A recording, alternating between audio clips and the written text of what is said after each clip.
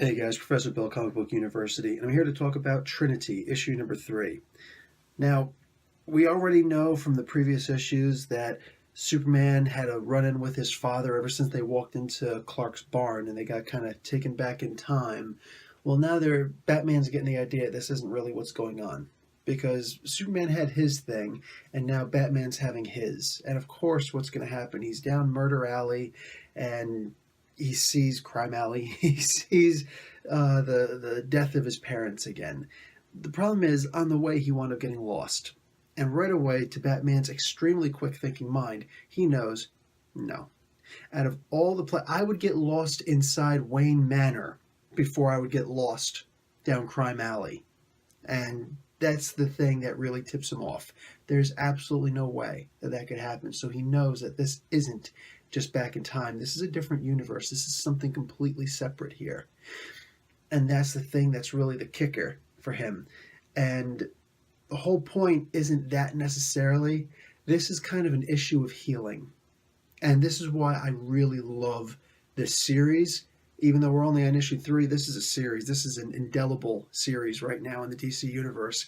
And this issue, man, this really drives it home. If you've never lost someone in your life, whatever, maybe it's a little bit harder to sympathize, except, maybe watching a movie or letting, someone, a friend who has lost someone, cry on your shoulder or something. But here, we actually deal with this. Now, I know a lot of times people make fun of, oh, Batman lost his mom and dad. Well, so did Superman, and he lost his whole race, and so did Martian Manhunter, and all these different people, many people lost people. We didn't put on bat uniforms and stuff like that. I get it. But the idea here is that Batman really brings it to you.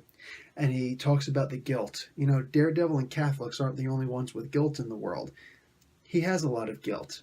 They point out how young Bruce really wanted to see Mark of Zorro.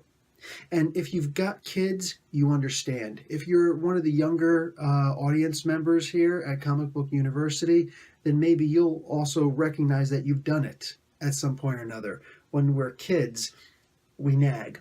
We want something, and we put out everyone and everything in our life until we hopefully get what we want, right? I want to go to the store, and I want this toy, right? Like these kinds of things. Well, Bruce really wanted to go and see Mark of Zorro that night. And his parents didn't want to go. They really didn't. But they decided to take him anyway.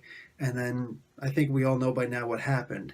So Bruce isn't just dealing with the idea that he lost his parents. He feels like it was completely his fault. If you know the story of Batman, this isn't anything new to you, and you're probably saying, move on, Bill. But there are many people who don't know the story of Batman, and this is the inner workings behind the story.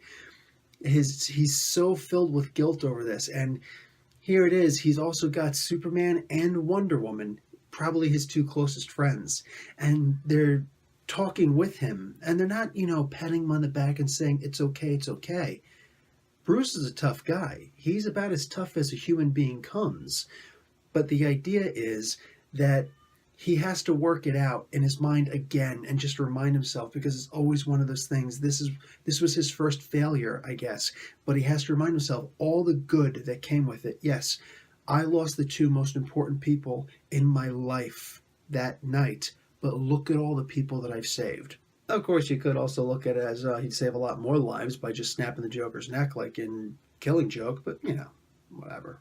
And Batman works this out because he has to save himself. It's really cool seeing the alternate past, what could have happened, and things like that. We see that he starts to have these problems, and smells are attached to certain things. When he starts to remind himself of what happened that night, he smells old hot dogs and popcorn and his mother's perfume and things like that. So it bugs him, it freaks him out. And he's sitting there talking to his counselor, and then we realize that it's Dr. Quinzel.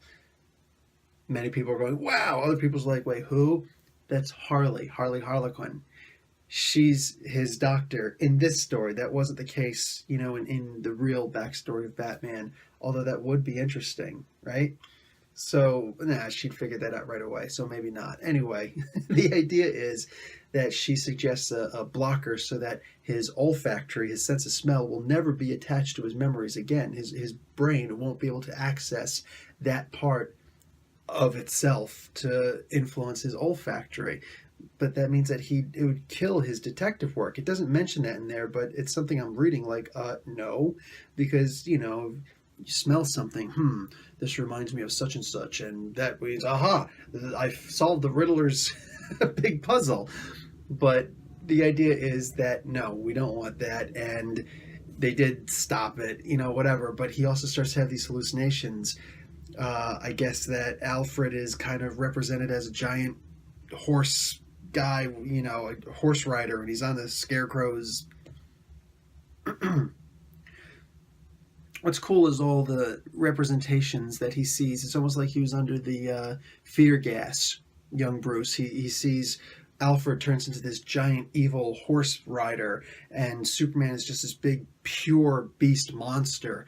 Batman is a giant bat. Gee, you go figure that would creep him out the most. Wonder Woman comes off as a minotaur, wielding a giant thick chain as opposed to her lasso of truth. So that was actually pretty cool. I saw that picture. I'm thinking they should really push that a lot more.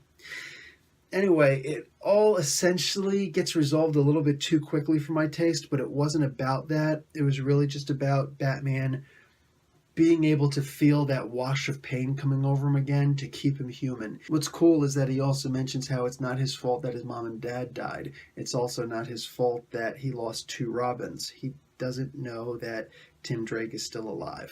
He doesn't know that. So he still thinks that's the case. And it's also very cool that he mentions that the reason why ultimately he came to dinner at Clark's, farm estate back in issue 1 is because he'd rather be with strangers than to be with his family right now. Because he just can't face the idea of not just, obviously Jason Todd's death before, but right now Tim Drake's death, apparently. So that's actually a very cool, Batman, it's great when you see Batman actually get grounded. And this is one of those moments where you get to see that.